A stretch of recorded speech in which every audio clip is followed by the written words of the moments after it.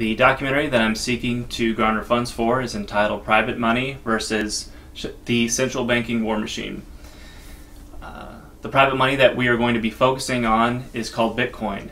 Bitcoin is a digital peer-to-peer currency that is independent of any and all governments on the planet. And it is totally decentralized, democratic, and cannot be shut down at any particular central junction point. It exists both everywhere and nowhere at the same time. It is almost completely impervious to being shut down by any government or government agency, directly or indirectly. Bitcoin holds promise for humanity as the first viable digital currency. In addition to focusing on state-sponsored money, we will also be taking a look at the history and the current use of state-sponsored money. State-sponsored money has been around for thousands of years and is controlled currently by a small group of mostly men on the planet. And these guys basically run the earth by utilizing their control over the global money supply. And the global money supply is denominated in US dollars by and large. The US dollar has the moniker currently of the world's reserve currency. And in this documentary, I seek to prove that there would be a correlative relationship seen in the loss of the dollar's world reserve currency status and a reduction in the standard of living of middle-class Americans. This is the first point in the overall documentary that I seek to prove. Beyond that, I plan on making the argument that the central banking war machine model is unsustainable. There are only so many Middle Eastern countries we can invade in order to prevent them from pricing out oil in a currency that isn't the US dollar. I believe the impetus behind why we are going into all of these Middle Eastern countries is fundamentally because we seek to prevent people like Muammar Gaddafi from starting and spreading throughout the African Union a Libyan dollar, which was a currency that he was working on before he was killed. And once he got serious about pricing his oil in something besides dollars, and also was talking actively with other leaders in neighboring countries about pricing out oil in something outside of USD and instead using a gold-backed Libyan dollar or some other sort of confederated currency that was backed by gold. Once he had this idea and was planning on putting it into action, his country was invaded and he was dealt with. If you look at other Middle Eastern countries, similar situations have occurred throughout the last 20 years. Both in Iraq and Afghanistan, I believe that those wars were more about natural resources and maintaining the US dollar's hegemony over other currencies. If the US dollar wasn't the world reserve currency, I'm afraid we would see a drop in our standard of living. If we woke up one day, basically, and the US dollar was no longer being utilized to price oil, I think all of us living in America would wake up in a world where we would be not nearly as wealthy as we were the day before. So the documentary that I'm making is going to focus on those two above issues to a great extent.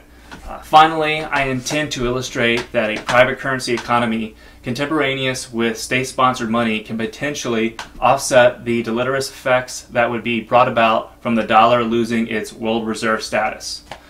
So basically, I'm offering a third option for everyone out there who may see this documentary.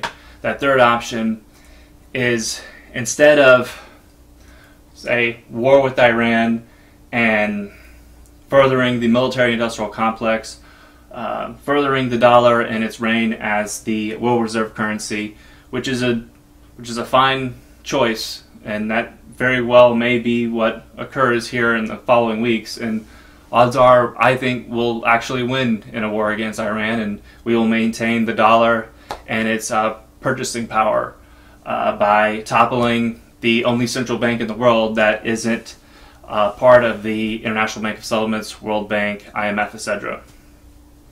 The other option is peace. And peace, unfortunately, means that the dollar would lose a lot of its value and purchasing power. Because with peace, I don't believe we would be able to keep the dollar the #1 currency of choice of all humans on the planet. So these are two very unfortunate choices. You have war and a strong dollar on one hand, and you have peace and a weak dollar on the other side. So what I'm going to attempt to do and illustrate in this documentary is that I believe there is a third choice, and that third choice is private currency. I think private currency mixed with state-sponsored money will offset all of the negative effects that humans around the world will incur if the dollar loses its world reserve status. Private currency offers a lot of promise. It will give people who are poor and without means access to money that they can use, in which they won't incur any fees, not have to deal with any chargebacks, not have to deal with any other myriad of issues and caveats that are inherent in the current state-sponsored global macroeconomy. So basically, I think that private money will give the little people of the world a advantage and some more parity with the super rich. And there are tons of new businesses and services and goods that can be sold with private money.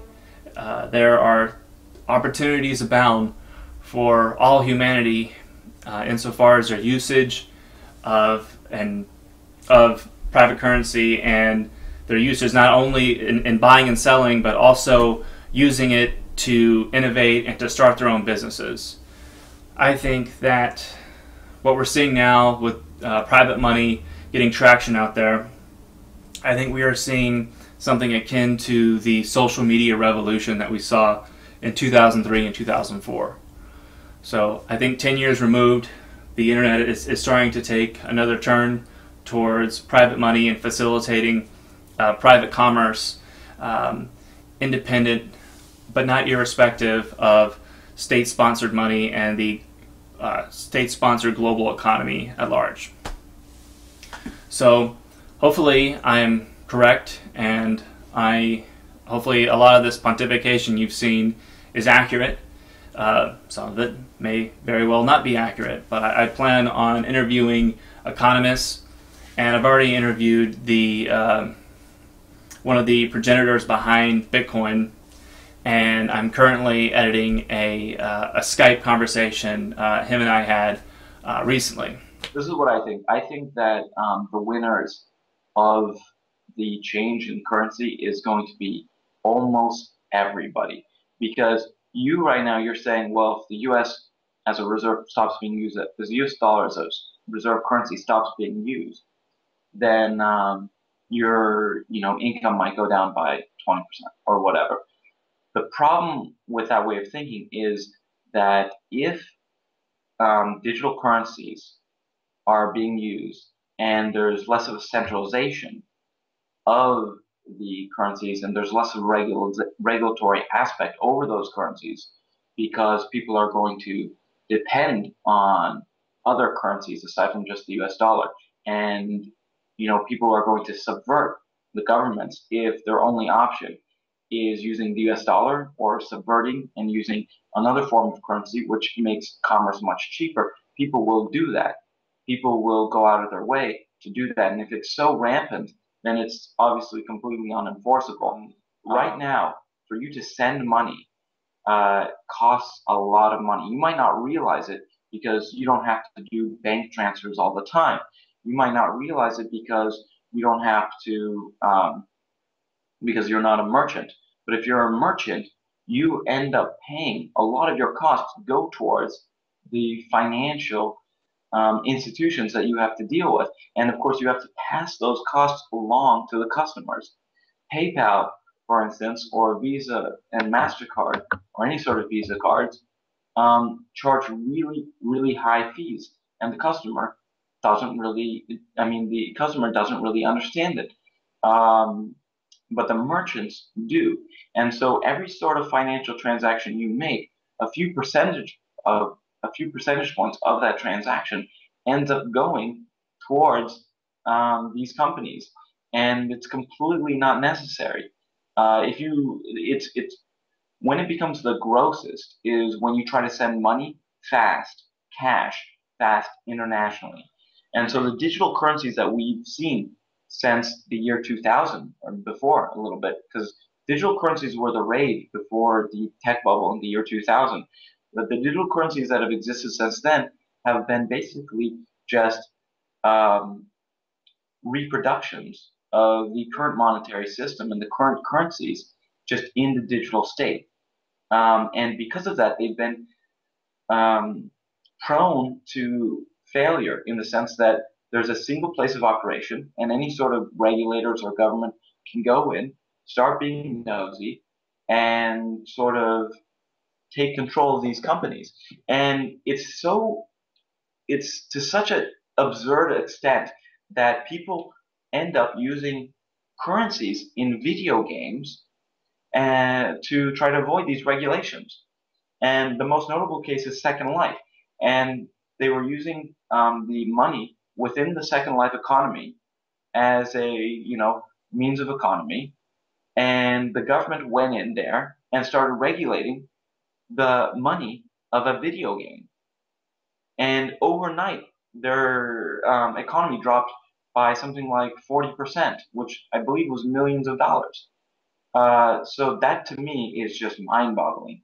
I mean, that even video games, are subject to monetary regulation, and the people that depend on making these small transactions or depend on saving a little bit of money, and of course this is the poorest people, have to use systems on the fringes, which end up after a while, once they become popular, end up being regulated to ridiculous degrees.